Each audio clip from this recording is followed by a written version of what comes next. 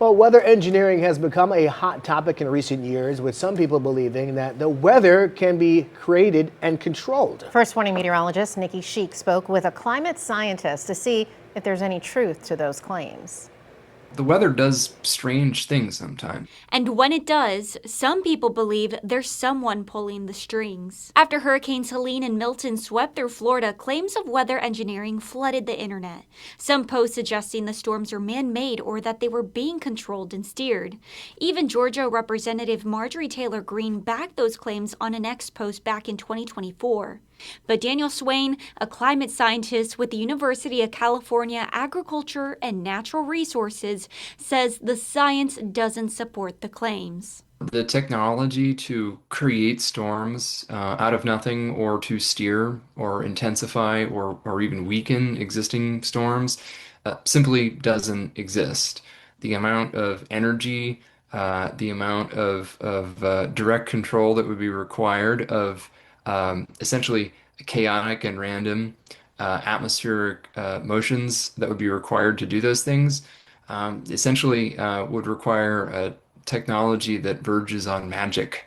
The theory gained traction because Helene and Milton were back-to-back storms that both underwent rapid intensification, a phenomenon that only happens in about 20% of hurricanes. Sometimes the weather behaves in ways that seem implausible or even impossible through natural processes. There is, in all cases we've ever witnessed this, a clear scientific explanation. While hurricanes can't be directly controlled, Swain explains that people do have an indirect impact on them through human-induced climate change. So we really only have very limited ability to purposefully influence individual weather systems, even though we sort of by accident unintentionally influence lots of weather systems all the time. In fact, as the climate is warming, you could argue that we're affecting all weather systems unintentionally. Swain says there's one form of weather modification that does exist: cloud seeding.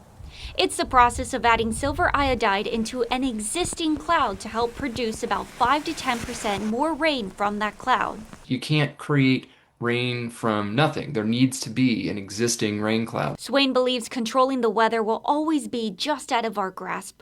Weather just happens to keep the Earth in balance. The weather is essentially driven by energy imbalances in the Earth's atmosphere. Some places are warmer or cooler than others. The pressure is higher in some places than others. That makes the wind blow. That makes storm systems form. And it's all interconnected. I'm certified First Warning meteorologist Nikki Sheik, WPBF 25 News.